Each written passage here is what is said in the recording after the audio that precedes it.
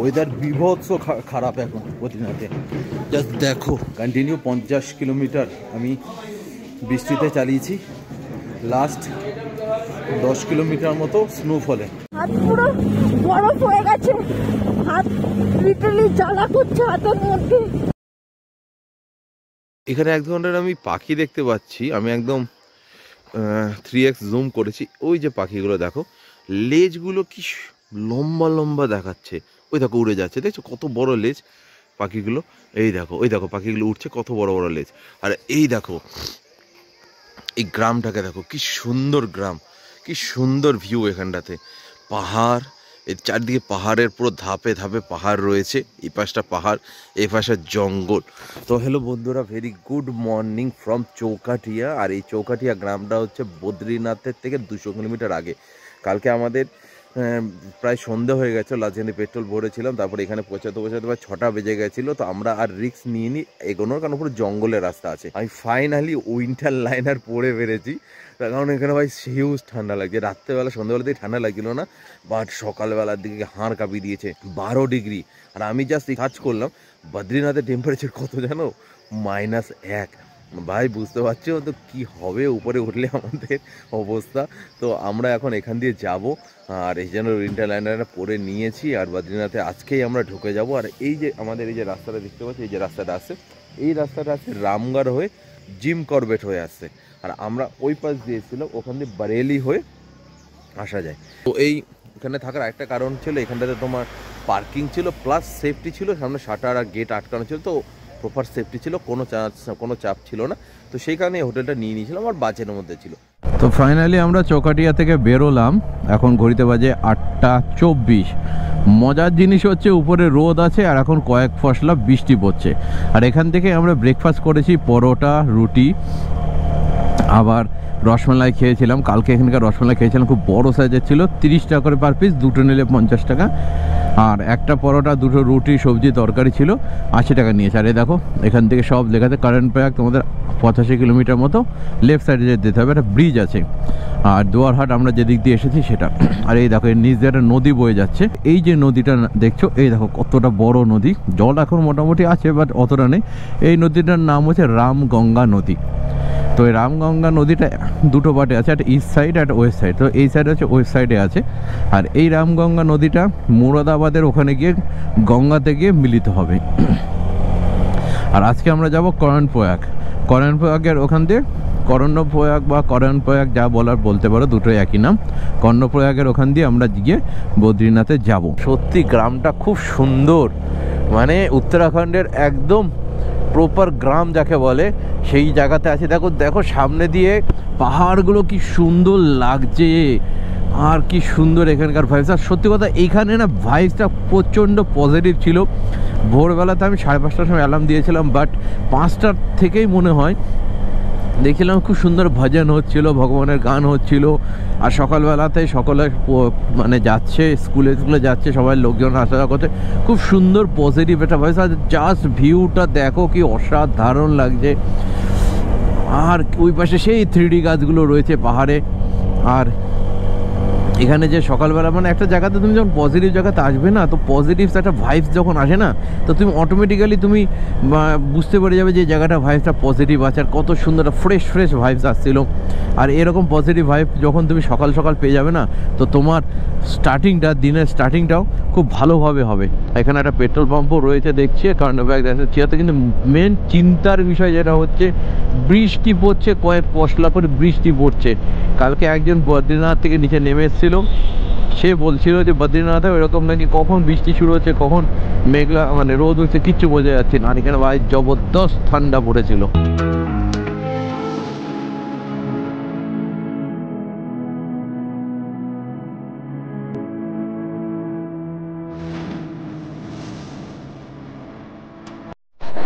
দেখো এখন আমরা চলে এসেছি, এই যে ব্রিজটা দেখতে পাচ্ছ, এটা হচ্ছে এই জায়গাটার নাম হচ্ছে কর্ণপ্রয়াগ।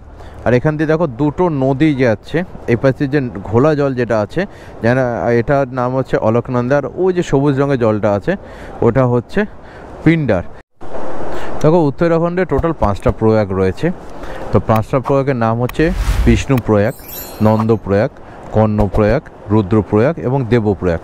দেখো বদ্রীনাথে আমরা এখন যাচ্ছি, বদ্রীনাথ থেকে অলকনন্দা নদী আসে, তো সেটার সঙ্গে ধৌলিগঙ্গা মিলিত হয়। সেই ধৌলিগঙ্গা যেখানে মিলিত হচ্ছে সেই জায়গাটাকে বলা হয় বিষ্ণুপ্রয়াগ। অলকনন্দা যখন আরও নিচে আসে সেখানে নন্দাকিনী নদী মিলিত হয় অলকনন্দার সঙ্গে, সেই প্রয়াগটার নাম হচ্ছে নন্দপ্রয়াগ। তারপর অলকনন্দা নদী যখন আরও নিচে নেমে এসে যখন আমরা এখানে আছি, এই জায়গাটাতে পিণ্ডার নদী, ওই যে সবুজ রঙের নদীটা মিলিত হচ্ছে এই যে অলকনন্দার সঙ্গে, এই জায়গাটার নাম হয় কর্ণপ্রয়াগ। তারপর যখন আরও নিচে নামে অলকনন্দা নদী, তো ইয়ামুত্রী থেকে কেদারনাথ থেকে মন্দাকিনী নদী আসে, যেটা মিলিত হয় অলকনন্দার সঙ্গে, সেই জায়গাটার নাম হয় রুদ্রপ্রয়াগ। আর গঙ্গোত্রী থেকে ভাগীরথী এসে মিলিত হয় অলকনন্দার সঙ্গে, তো সেই জায়গাটার নাম হয় দেবপ্রয়াগ। তো টোটাল হচ্ছে এই 5টা প্রয়াগ। আর এই সমস্ত মিলিত হওয়ার পরে যে নদীটি নিচে নেমে আসে আমাদের কাছে আসে, সেই নদীটাকে আমরা মা গঙ্গা হিসাব করে চিনি।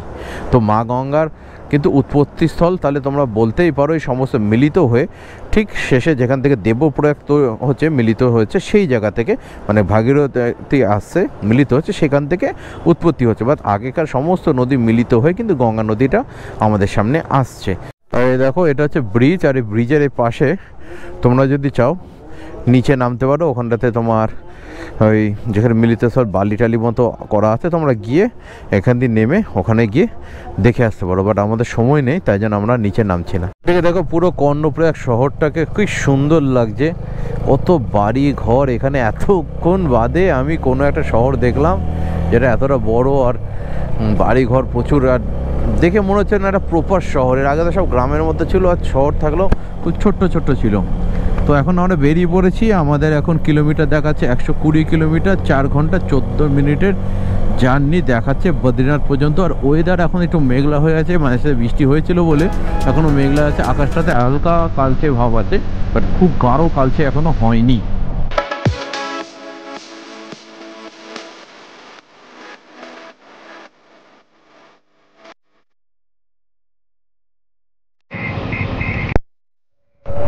দেখো এখানে ধস নেমেছিল, আর এই বুলডোজারে করে এই মাটিগুলোকে তুলছে। দেখো পুরো ল্যান্ডস্লাইড হয়েছে, আমরা একদম পুরো ল্যান্ডস্লাইড জোনের মধ্যেই দাঁড়িয়ে আছি। যে কোনো টাইমে এখানে ল্যান্ডস্লাইড হয়ে যেতে পারে। দেখো ল্যান্ডস্লাইড হয়েছে, সব ক্লিয়ার করছে এখন।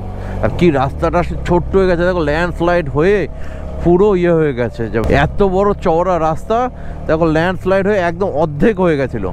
ভাই রাস্তাটা জাস্ট একটু খাস ইমাজিন করো, আর দেখো যে কীরকম পুরো খাই এদিকে, এখানে সব রাস্তা তৈরি করা হচ্ছে মানে এখানে। আর এই দেখো পাহাড়টা, দেখো পাহাড় কেটে বানানো হচ্ছে।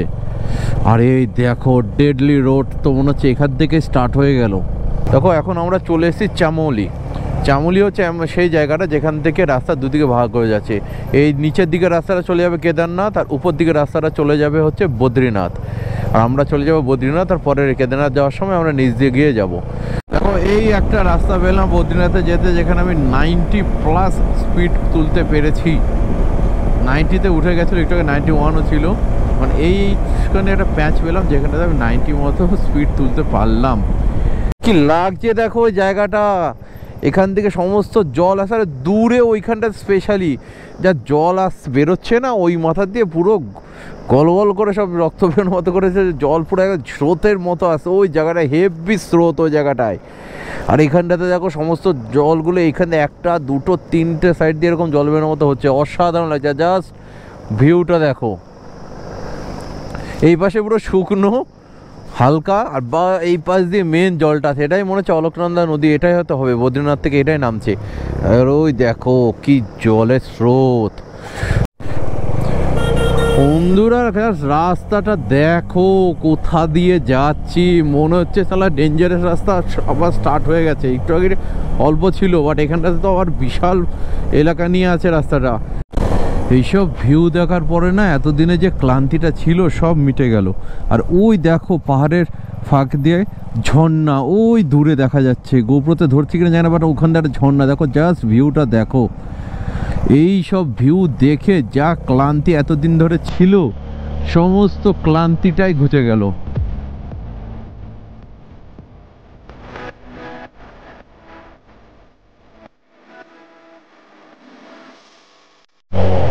আরে বাবা রে বাবা, এখান দিয়ে জল পড়ছে আর এখান দিয়ে পুরো জল জমে রাস্তার অবস্থা খারাপ। ওফ, কি ভয়ঙ্কর অবস্থা, জাস্ট রাস্তা দেখো।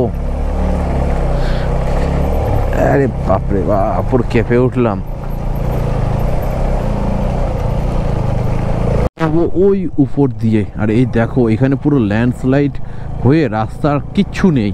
এইবার বর্ষাতে প্রচুর ল্যান্ডস্লাইড হয়েছে, আর আমরা ওইখানে উঠবো। ওইখান দিয়ে গিয়ে পুরো রাস্তাটাই মানে ভেঙে ফেলেছে, রাস্তা বলে আর কিছু নেই ওখানে। এ দেখো অবস্থা, জাম লেগে গেছে, আর আমি এখন এগোতেও পারবো না। এখানে আমাদেরকে দাঁড়াতে হবে, এগোলেই ফেসে যাবো ওখান থেকে, কারণ ওখান থেকে ওই পাশে গাড়িটা নামতে পারছে না। আমার সাইড দিয়ে যে গাড়িটা আসবে, আর বাসটা আটকে আছে, আর এই পাশে লাইনটা এরকম পুরো দাঁড়িয়ে আছে। বাস, জাম লেগে গেল। চলো ফাইনালি আমাদের যাওয়ার সুযোগ হয়ে গেল। আর রাস্তার কন্ডিশনটা তোমরা জাস্ট একটু দেখো, কোথা দিয়ে যাচ্ছি। এখানে রাস্তা বলে কিছুই আর নেই, যেভাবে ধস নেমেছিল এখানে আর রাস্তা বলে কিছু নেই, মানে প্রপার অফরোডিং হয়ে যাচ্ছে। আর এই দেখো ধস এখান থেকে নেমেছে, আর দেখো কাদা জল বৃষ্টি। আরে বাবা রে, কালকে নাকি এখানে খুব বৃষ্টি হয়েছিল, আর বৃষ্টি হলে রাস্তা ধুয়ে যায়, এরকম পরিস্থিতি এখানে। इसको पकड़ा है क्या अभी? इसको पकड़ा है क्या अभी? इसको क्या करना है? ये वहाँ जा रहा है चिड़ियापुर। এখান থেকে বন দপ্তর থেকে এরা এসেছে, একটা বাঁদর ধরতে পেরেছে, ধরে এটাকে নিয়ে যাবে রেস্কিউ সেন্টারে। অবস্থা দেখো বন্ধুরা, জাস্ট দেখো এই বাড়িটার অবস্থা, পুরো ভেঙে গেছে, ধস নেমে পুরো ভেঙে গেছে, যা তা অবস্থা হয়ে আছে পুরো বাড়িটা। এ দেখো এই জায়গাতে ছিল, পুরো ধস নেমে ভেঙে গেছে, মানে কীরকম ক্ষয়ক্ষতি হয়েছে ধসে ভাবা যায় না।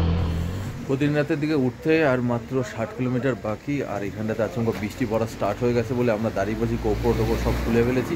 এখন রেল লাইনারগুলো পড়তে হবে, তারপরে বেরোতে হবে। যা বৃষ্টি স্টার্ট হয়ে গেছে বলা যায় না, এর থেকে আরও জোরে বৃষ্টি স্টার্ট হয়ে যেতে হবে, তাই রিস্ক নিলাম না।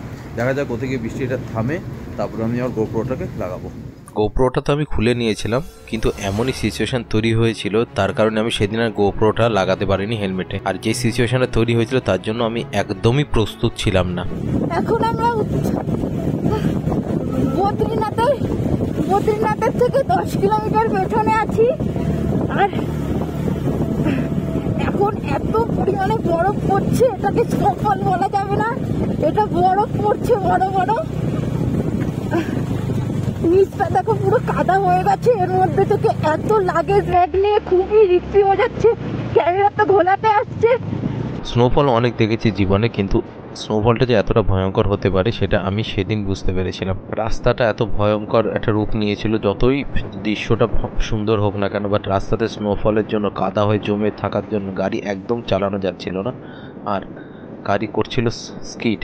কিন্তু আমার মাথায় এটাই চলছিল, আমাকে দাঁড়ানো যাবে না, গাড়ির ইঞ্জিন বন্ধ হয়ে যাচ্ছিলো ঠান্ডা হয়ে যাওয়ার কারণে, কিন্তু আমি এটাই মাথায় রেখেছিলাম, আমাকে দাঁড়ালে চলবে না, আমাকে চালিয়ে যেতে হবে এবং পৌঁছাতে হবে বদ্রীনাথে। আর কীরকম সিচুয়েশানের মধ্যে দিয়ে, কীরকম চ্যালেঞ্জের মধ্যে দিয়ে আমরা চালিয়ে বদ্রীনাথ মন্দিরে পৌঁছেছি, সেটা তোমরা একবার নিজের চোখেই দেখে নাও।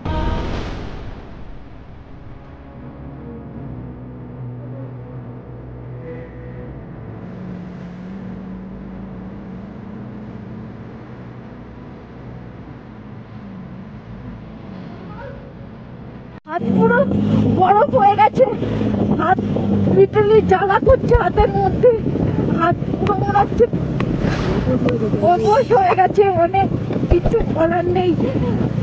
আমরা এখনো 10 কিলোমিটার পেছনে আছি, নিচটা দেখো।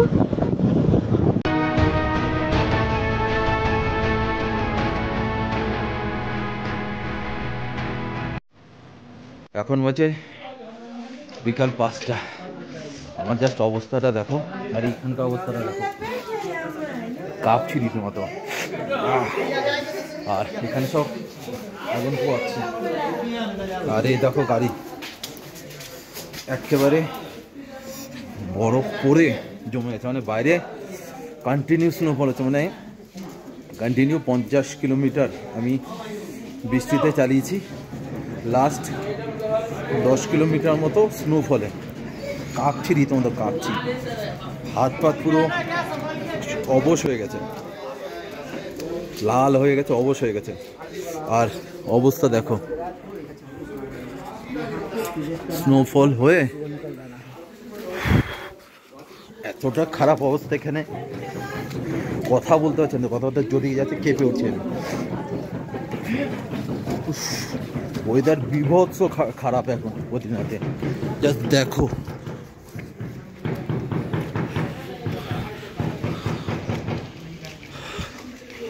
কন্টিনিউ স্নোফল আছে, কন্টিনিউ। হাত পাত আমার একদম পুরো লাল হয়ে জমে গেছে। এখন ব্যাগ যে গাড়ির থেকে নামিয়ে নিয়ে যাব, তার মতো পরিস্থিতিটাও পাচ্ছি না, মানে নেই।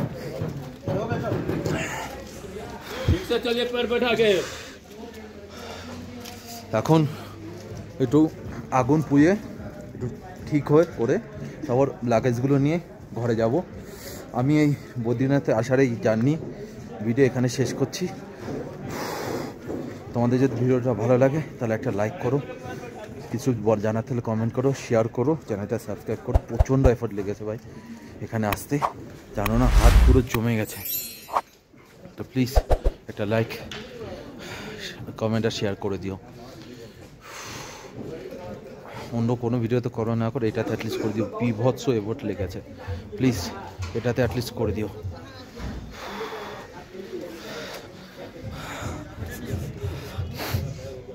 তো ভিডিওটা আমি এখানে শেষ করছি।